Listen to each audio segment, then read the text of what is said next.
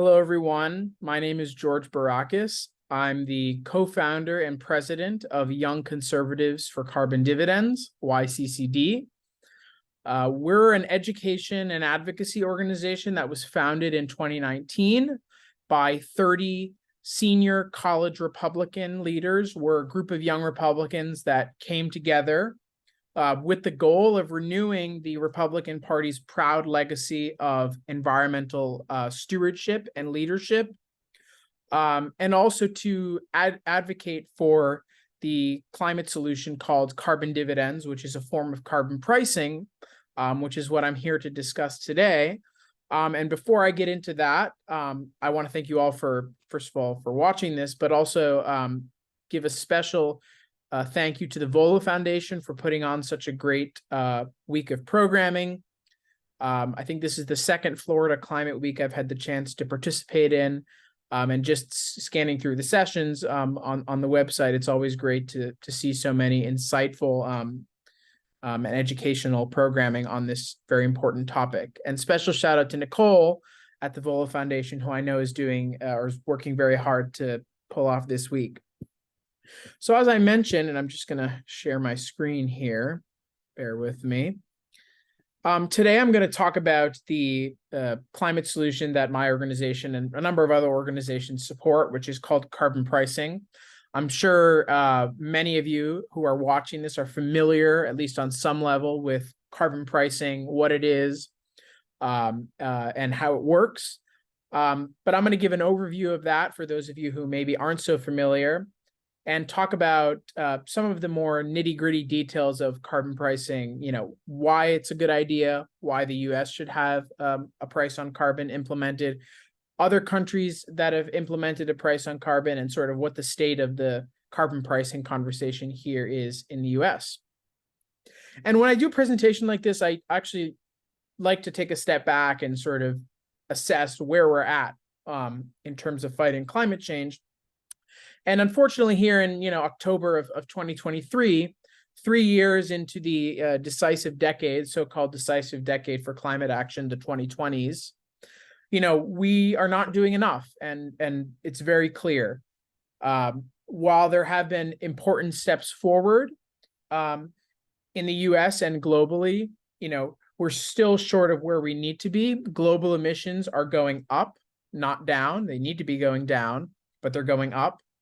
And as we've seen this summer, or just from this summer, I should say, climate impacts are intensifying. They're coming more often, they're coming with greater destructiveness, and they're wreaking havoc in communities across the world, and including in the United States. And this graph here sort of demonstrates what I just mentioned about global emissions. If you look at the track that we're on right now, given current policies and commitments, we are still significantly far off from a world of 1.5 or 2 degrees warming. So, this is all to say we have a lot of work to do, and we have a big gap to fill. And, if we are to fill that gap, which we must, the U.S. has an important role in doing that. It has an absolutely critical role, I would argue. U.S. climate leadership, for many reasons, is absolutely essential. For one, we're the world's largest historical emitter, so we have a special responsibility to put forward solutions and technological innovations that the world can adopt. And we're also the world's largest economy, so we have a unique capacity to actually be able to export the innovations that are going to get us on track and put this crisis behind us. And at the same time, we, as the world's most influential superpower, we also have the diplomatic capacity to be able to rally the world on climate, which is really important, because as much as climate is an issue of science, and it's an issue of policy and technology and energy, it's also an issue of diplomacy. And in the past, when the world has faced great challenges, the U.S. has traditionally stepped up into a leadership role to rally the world towards a better and safer future. And we really need more U.S. leadership on this issue of climate change now. And in order to deliver that leadership, especially policy leadership, it's important to remind everyone that bipartisanship is really the only way we're going to get there. In our system of government, the government is more often divided between the parties than not. It's quite rare that a single party in Washington controls the presidency in both houses of Congress for very long. It actually happens quite rarely. And given that the Democratic Party has just actually lost unified control of government, if you believe in historical trends, longstanding historical trends, it's unlikely that they will get it back before the 2030s, very unlikely. And again, this is the decisive decade. So we need both parties to be at the table, putting forward policy and finding consensus around the policies we need to get ahead of this challenge. Bipartisanship is really the only way we are going to decarbonize at scale and speed. And so, to come to this question of how do we bridge the gap, how, given the global trajectory of emissions, and also considering the responsibility that the U.S. has to be a global climate leader, and also that in order for the U.S. to be a climate leader, we need to get both parties, engaged. What's the sort of middle of that Venn diagram of those three considerations? Well, I would argue, and as would many, that carbon pricing really is at the center of that Venn diagram. And I'm hoping to be able to convince you of that as well, if you're not already convinced. So what is carbon pricing? For those of you who don't know, it's actually a very basic and straightforward and simple and smart idea. As greenhouse gases are emitted into the atmosphere, it's a form of pollution, of course, that inflicts a number of costs onto society and the planet. So the rising temperatures that are driving climate change and are driving these extreme weather events and natural disasters. There are costs on human health. There are costs on biodiversity, on ecosystems around the planet. So, the premise of carbon pricing basically is that the entirety, all of those costs ought to be internalized into the price of energy that we pay, depending on whether those or different forms of energy contribute to that problem of greenhouse gas emissions. So, energy sources like fossil fuels that do contribute to that problem in a sort of perfect market in an economic sense, those forms of energy ought to be more expensive than cleaner forms of energy, which don't contribute to the greenhouse gas problem, so that society has an incentive, a market incentive to move away from the dirtier forms of energy towards the cleaner forms of energy. So carbon pricing is a way of doing that. And why is carbon pricing a good idea? Well, there are a lot of reasons why. It reduces emissions very quickly because market systems, which, much of the world runs on market systems, certainly in the United States, market systems react very well to price signals. And carbon pricing fundamentally is a price signal, sort of piggybacking off of what I just mentioned. It makes forms of energy that contribute to this problem of climate change, greenhouse gas emissions, more expensive than cleaner forms of energy. So that's what a price signal is. And markets love price signals because they allow transitions like the one we need to happen for transitions from fossil fuels to cleaner forms of energy. It allows transitions like that to happen very effectively and quicker than through other policy methods. This next point is important. Carbon pricing is not expensive for the government.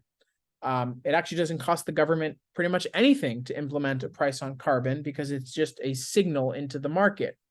And this is important because, other approaches to fighting climate change, like subsidies and tax credits, which is what the Inflation Reduction Act did, do cost the government quite a bit of money, potentially over $1 trillion, in some projections of what the IRA will cost. And given that the US has a huge fiscal and budgetary problem right now, that is an issue. We cannot, unfortunately, just spend our way out of the climate, crisis. We need policies that don't cost the government hundreds of billions or even trillions of dollars.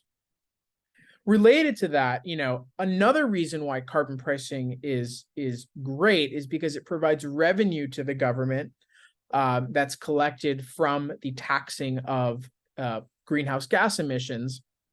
And that revenue can be returned to citizens or used to fund other programs, which, creates the opportunity for a political coalition to form around this policy. And importantly, carbon pricing doesn't stifle innovation in markets. If we're really to get ahead of this challenge of climate change, we need a lot of innovation in the market. We need innovation in energy and different technologies to sort of accelerate the transition to cleaner society. And a carbon price, by putting a simple price signal into the market and an incentive structure in the market to transition away from dirtier to cleaner, it's actually the most effective way of encouraging market players to find the cheapest way, the most innovative way to reduce emissions. And just to give you a sense of how powerful carbon pricing is relative to other ways of addressing climate change, including some that I just mentioned, this black line here is our kind of business as usual pathway for carbon emissions. So sort of, the pathway that we're on right now. The blue line is a pathway for reducing emissions through subsidies and tax credits, which is what the IRA, the Inflation Reduction Act, does. So you can see, certainly there are some emissions reductions there, but not nearly as much and not enough to meet our targets as the green line here, which would be a consistent and rising price on carbon in the marketplace. So as you can see, carbon pricing gives us the clearest way to get there. And given it has all the other benefits that I described, it really is, we would argue, and many would argue, the best way to achieve net zero. And the good news is that carbon pricing has incredibly broad support from a huge variety of stakeholders, some of which are included on this slide here, and a number of which are not. It has support from the U.S. business community, some major players.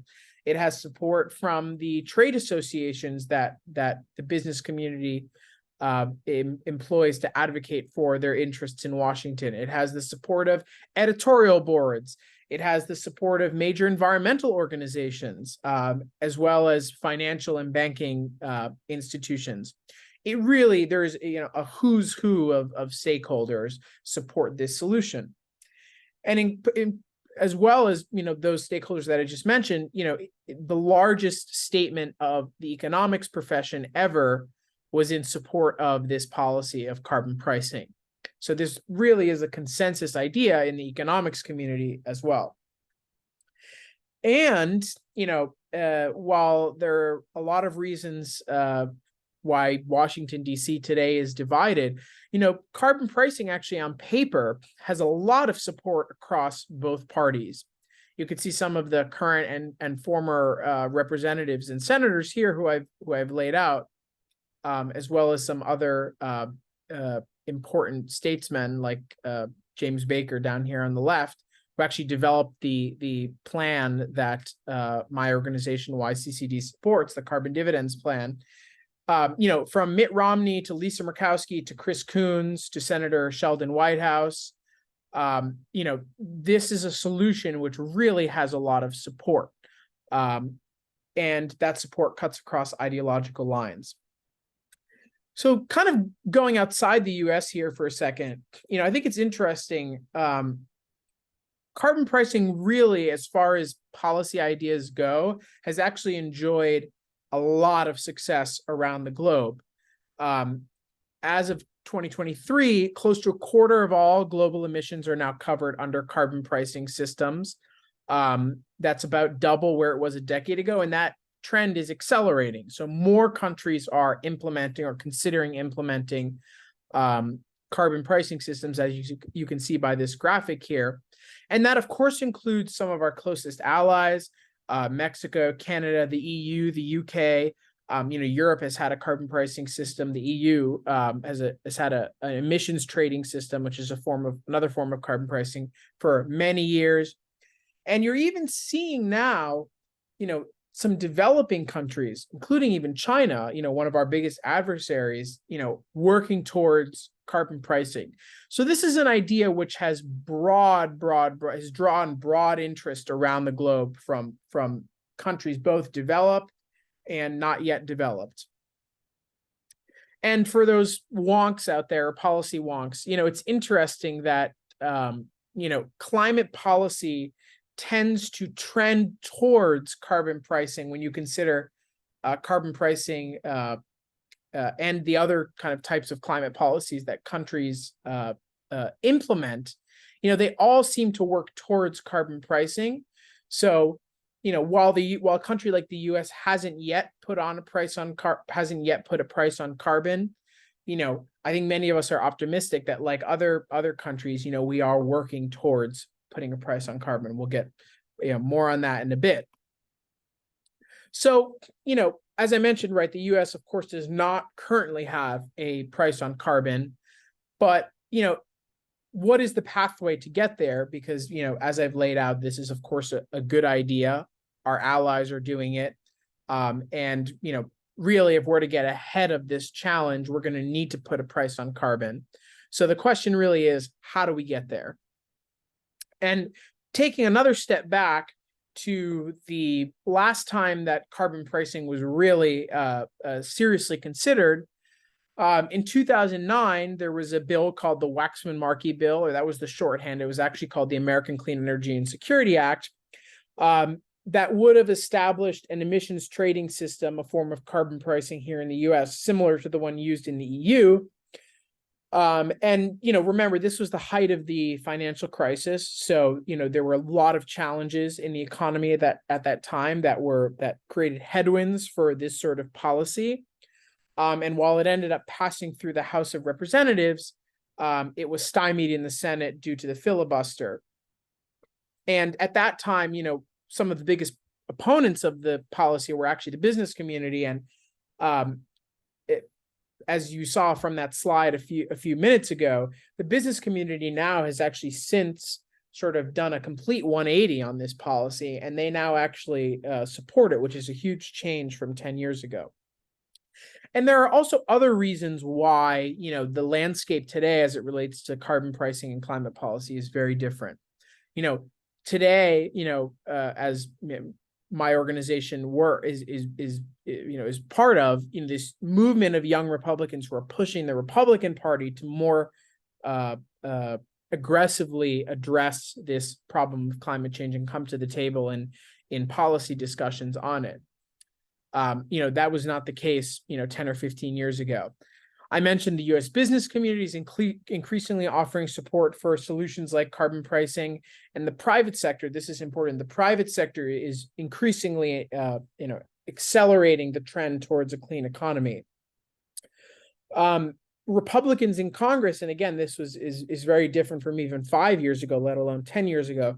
Republicans in Congress are now increasingly engaging in the climate policy dialogue. Folks, I think, don't necessarily have an appreciation for this, but the largest Republican caucus in the House now is called the Conservative Climate Caucus, a group of Republicans who not only believe in the science of climate change and believe that we need to get to net zero emissions, but are working on solutions to do just that as Republicans.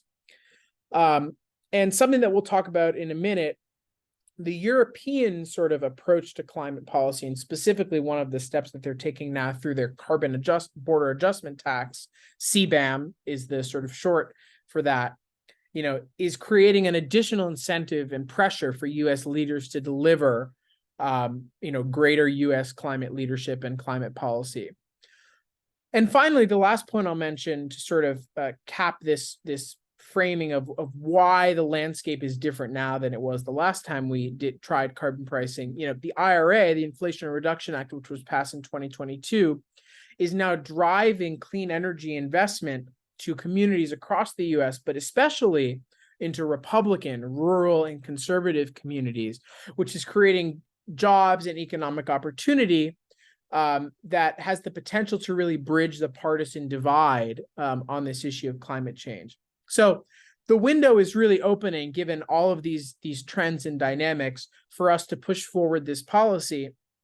And that's, is great because, as I mentioned before, we're in 2023, we're 3 years into this decisive decade, and we have a lot more work to do to get ahead of this challenge, and carbon pricing would really, really help us in that regard. So window's now opening, and we just have to jump through it.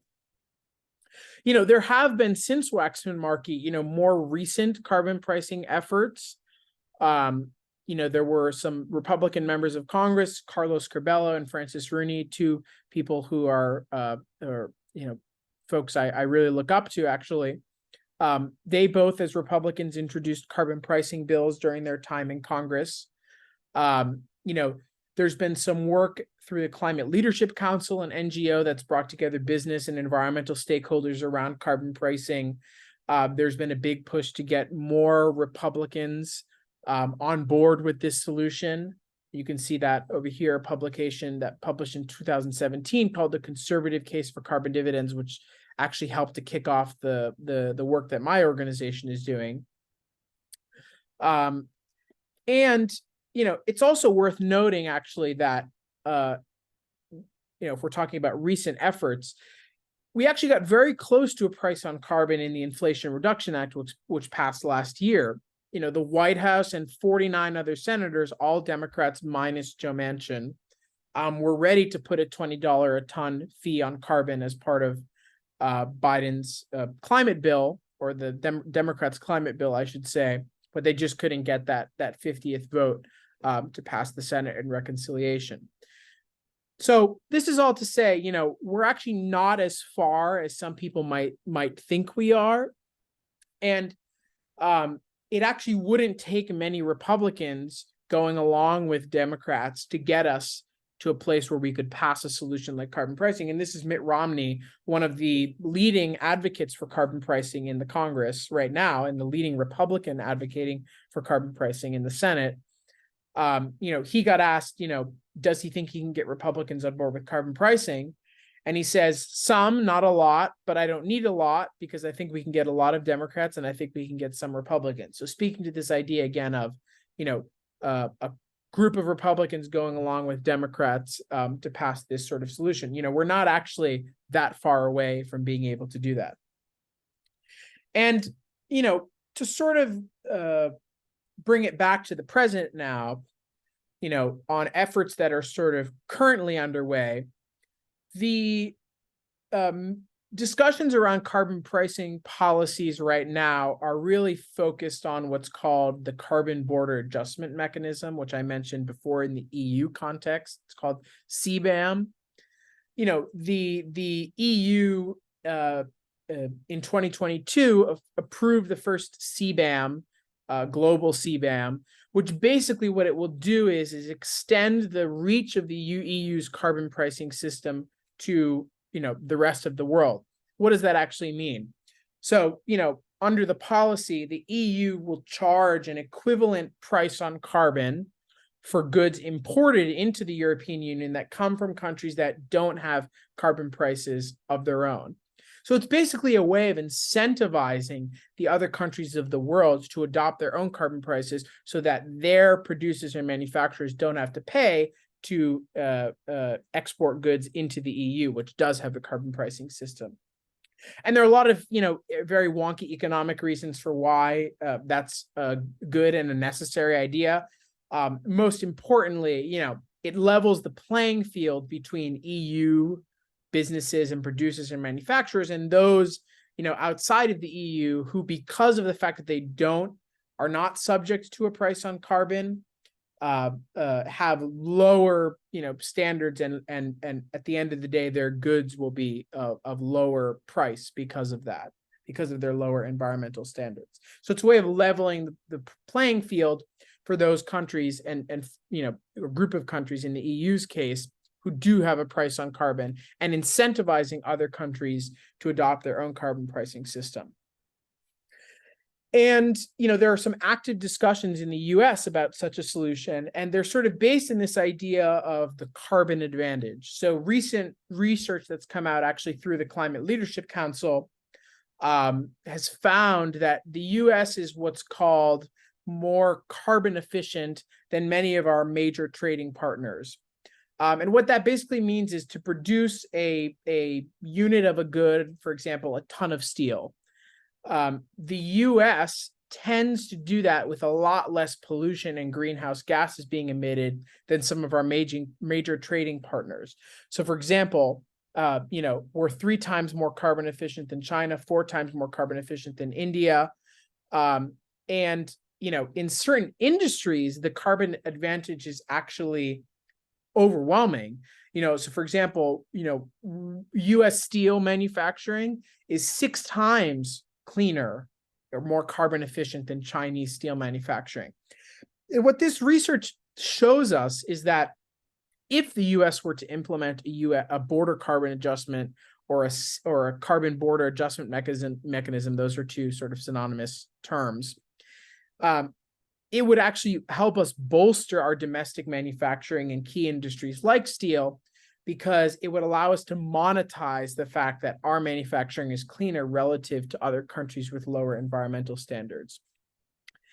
And that is really creating this unique alignment of political interests in Washington between both parties. And a lot of this discussion is coming out of the fact that now that the EU CBAM, Carbon Border Adjustment Mechanism, is coming into effect, it actually, the first phase just came into effect a few days ago on October 1st. Lawmakers in the US are trying to get ahead of that by implementing our own border carbon adjustment so that our businesses don't have to pay to export products don't have to pay the EU's price on carbon to export our products to the EU. So it's a way of protecting, if we were to implement our own border adjustment policy, it would be to protect US manufacturers and US business. And on top of that, it allows us, as I just mentioned, then to take advantage of the fact that we are more carbon efficient than some of our adversary countries like China, for example, like Russia. And so this sort of alignment between trade policy, foreign policy, especially as it relates to China, and climate policy, 3 areas of policy which don't always come together or have much to do with each other. This conversation around the carbon border adjustment or the border carbon adjustment, depending on how you call it, is really creating some interesting fertile ground for bipartisan collaboration. You can see 2 of the senators on the Republican side who are kind of leading that collaboration, Kevin Cramer of North Dakota and Bill Cassidy of Louisiana. And the first step towards a US border carbon adjustment is what's coming in the form of the Prove It Act, which is a bill that was recently introduced by Chris Coons, the Democratic senator from Delaware, and Kevin Cramer. In order to have a border carbon adjustment, which basically allows us to monetize the fact that US production and manufacturing is cleaner as it relates to emissions, we actually have to have the data that proves that. That's where the name Prove It comes from. And the acronym it's a long acronym: Providing Reliable, Objective, Verifiable Emissions Intensity and Transparency Act, Prove It Act. It instructs the Department of Energy basically to look at the whole, various goods and compare their production here in the US to their production in other countries from the perspective of, carbon efficiency or, how clean their manufacturing is. And once we have that data, we'll have the foundation that allows us then to put a price on carbon at our border in the same way that the EU is doing, so that we can take advantage of the fact that US manufacturing, because of our higher environmental standards and ethos, because of that, we'll be able, I should say, to take advantage of that relative to other countries, including our adversaries like China. And, the Prove It Act was recently introduced in the Senate, but now, given the momentum that's sort of building around it, it also is going to have a House companion bill, and that effort's being led by Congressman John Curtis, Republican from Utah, who also is the leader of the Conservative Climate Caucus. So he actually is really on the front edge of this conversation of carbon pricing at the border or border carbon adjustment. So just in getting ready to close here, I think it's interesting, this conversation that's happening around border carbon adjustment. Senator Sheldon Whitehouse of Rhode Island, Democrat from Rhode Island, has said that the EU CBAM is going to be a forcing moment for US climate policy. And what he means by that is, given that the EU has now extended their carbon price beyond their borders, if the US and other countries don't respond, we're going to be at a real disadvantage, which is why you see now this quickly growing conversation on Capitol Hill about how we respond with a carbon pricing border system of our own. So just to kind of close up with and answer the kind of question of this presentation, what is the state of US carbon pricing? The short answer is it's on the move. For a long time, it looked like carbon pricing was sort of stagnant in the US since the days of Waxman-Markey. And there's been a lot of folks on both sides of the aisle who are skeptical that we'll ever be able to get to full carbon pricing in the US. But I'm certainly more optimistic, and my organization and the folks that I'm talking to are also optimistic, especially around this idea of a border carbon adjustment being the sort of initial foray of the US into carbon pricing. And if we can grow that conversation, we think we can put ourselves on a pathway to full domestic carbon pricing with the border adjustment, which is really what we need to get to get ahead of this challenge. And just to circle back as to why it's so important that we continue moving in that direction, and why this conversation is important in the first place. We are behind. We have a long way to go to get from the pathway we're on right now to a pathway that's going to limit us to 1.5 or 2 degrees of warming. And the disasters and extreme weather events that we're seeing around the world, but even now in our own country, if you look at the wildfires and the smoke from this summer that billowed down the East Coast, if you look at the heat waves a couple of years ago, the deep freeze in Texas, but the heat waves this year in the southern United States, the fact that there are, hurricane season is now brewing, earlier and earlier in the year, and creating larger and larger and more dangerous storms. All of these events and disasters are important reminders of, just how critical it is that we continue working to reduce emissions here on our own shores and also beyond our own shores, and that we have the U.S. in a position of global leadership when it comes to this challenge. So that's all I have for you all today. I hope that this presentation was insightful on some level for those of you who maybe don't know some of the intricacies of the U.S. conversation on carbon pricing. And as I mentioned, I'm optimistic that this solution, which is just so needed and is being implemented across the world, has a pathway to implementation here in the US. And I hope that I could shed some light on why that is. Thank you again for listening, and enjoy the rest of Florida Climate Week. Thanks.